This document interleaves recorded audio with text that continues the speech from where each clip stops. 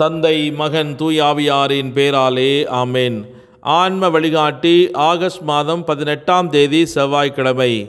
பதுவை புனித அந்தோணியாரை நோக்கிய நமது மன்றாட்டு.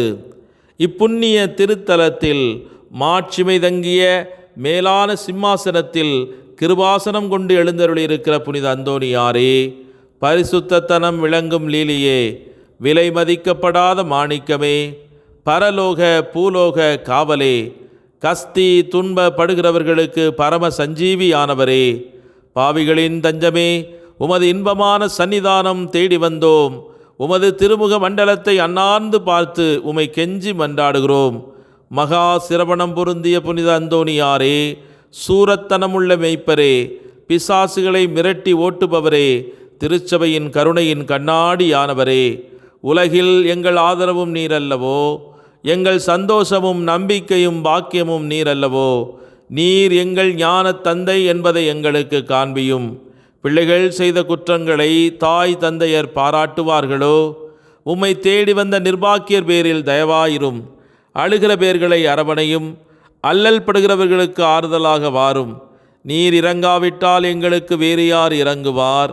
நீர் ஆதரியாவிட்டால் எங்களை வேறு யார் ஆதரிப்பார்? நீர் நினையாவிட்டால் எங்களுக்கு வேறு யார் நினைப்பார்? நீர் உதவாவிட்டால் எங்களுக்கு வேறு யார் உதவுவார்? தஞ்சமென்று ஓடி வந்த அடியோர்கள் பேரில் தயவாயிரும். பரிசுத்த வெண்மையின் தூயதான தயாபரமே, தயை கடலே, தவிப்பவர்களுக்கு தடாகமே, தனித்தவருக்கு தஞ்சமே, உமது இன்பமான சன்னிதானம் தேடி வந்தோம். 6 காடுகளை கடந்து ஓடி வந்தோம்.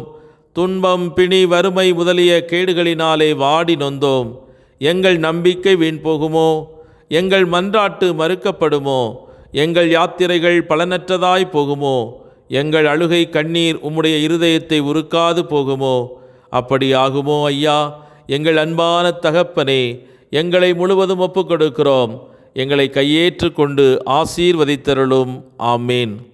மத்தேயு நற்செய்தி 19ஆம் அதிகாரம் 29வது இறைவார்த்தை. மேலும் என் பெயரின் பொருட்டு வீடுகளையோ சகோதரர்களையோ சகோதரிகளையோ தந்தையையோ தாயையோ பிள்ளைகளையோ நில புலன்களையோ விட்டுவிட்ட எவரும் 100 மடங்காக பெறுவர். நிலை வாழ்வையும் உரிமை பேராக அடைவர். இது கிறிஸ்து வழங்கும் வாழ்வு தரும் நற்செய்தி. கிறிஸ்துவே உமக்கு புகழ். சிந்தனை. இன்றைய திருச்சபையில் மரியாவின் மாசற்ற இருதயம் எப்படி செயலாற்றி கொண்டிருக்கிறது என்பதை குறித்து இன்றைய நாளிலே நாம் தியானிப்போம். இயேசுவின் மதுரமான திரு இருதயத்திற்கு அடுத்தபடியாக மரியாளின் மாசற்ற திரு இருதயத்தை உயர்த்தி பிடிக்கின்ற பண்பு கத்தோலிக்க திரு அவையில் ஒரு மரபாக தொன்று தொட்டு வந்து கொண்டிருக்கிறது. இது இன்னும் உயிர்ப்புடன் இருக்கும் ஒரு பக்தி முயற்சியாகும். மரியாவின் திரு இருதயம் உலகெங்கிலும் உள்ள கோடிக்கணக்கான விசுவாசிகளுக்கு தொடர்ந்து உத்வேகம் அளித்து வருகிறது. பாத்திமா போன்ற திருத்தலங்கள் அவரது இருதயத்தை போற்றுவதற்காக ஒவ்வொரு ஆண்டும் பயணிகள் வரவேற்கப்படுகின்றன. நவீன தேவைகளுக்கான ஒரு பதில் இருப்பாக அன்னை மரியாளின் மாசற்ற இருதயம் இன்றும் திகழ்கிறது. பிளவுகளும் துன்பங்களும் நிறைந்த இவ்வுலகில் மரியாவின் திரு இருதயம் தாய்மையின் அன்பையும் தெய்வீக கருணையும் நினைவூட்டுகிறது. அது அனைவரையும் அமைதி, நம்பிக்கை மற்றும் அன்புடன் வாழ அழைக்கிறது. இயேசுவின் இதயத்திற்கான ஒரு வாசலாக அன்னை மரியாளின் மாசற்ற இருதயம் திகழ்வதை இன்று நாம் காணலாம். மரியாவின் திரு இருதயம் என்பது கடவுளின் தாயின் பரிந்துரையின் வழியாக அவருடைய எல்லையற்ற அன்பில் பிரவேசிப்பதற்கான ஓர் அழைப்பாகும். மரியாவின் மாசற்ற இருதயத்தை போற்றுவதன் மூலம் விசுவாசிகள் ஓர் ஆன்மீக புகலிடத்தையும் அருளின் ஊற்றையும் விசுவாச வாழ்வு வாழ்வதற்கான ஒரு உத்வேகத்தையும் கண்டடைகிறார்கள்.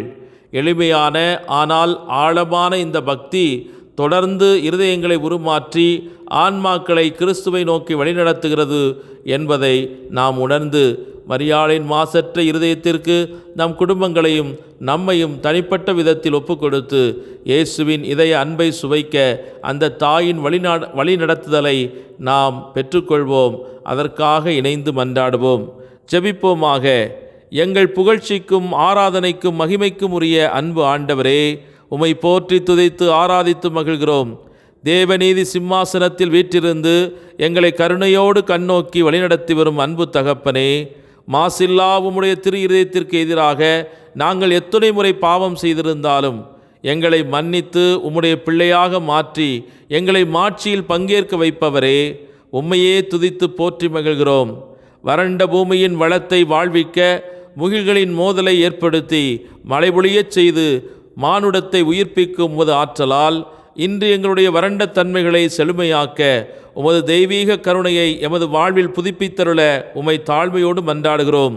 தனிமையின் கொடூரத்தாலும் கடினமான வார்த்தைகளின் காயங்களாலும் நோய்களின் தாக்கத்தாலும் பிரமாணிக்கத்தின் தோல்வியாலும் மனிதர்களின் சூழ்ச்சிகளாலும் வறண்டு போன எங்கள் வாழ்வை திடப்படுத்த உம்முடைய ஆறுதல் மொழிகளும் ஆற்றலின் செயல்பாடுகளும் எங்களில் வெளிப்படுவதாக. உம் அன்பு எங்களை திடப்படுத்தவும் நம்பிக்கையினால் நாங்கள் வாழ்வடையவும் எங்களுக்கு கற்றுத்தாரும். காயப்படுத்தியவர்களை குணப்படுத்தவும் ஏமாற்றியவர்களை ஏளனம் செய்தவர்களை ஏற்றிவிடவும் பரிகசித்து துரோகித்தவர்களை ஆசீர்வதித்து அரவணைக்கும் மனப்பக்குவத்தை எங்களுக்கு தாரும். எங்களுக்கான நீதி எங்கள் ஆண்டவரிடத்தில் உள்ளது என்பதை உறுதியாக நம்பி எனக்கான நீதியை நீர் வழங்குவீர்.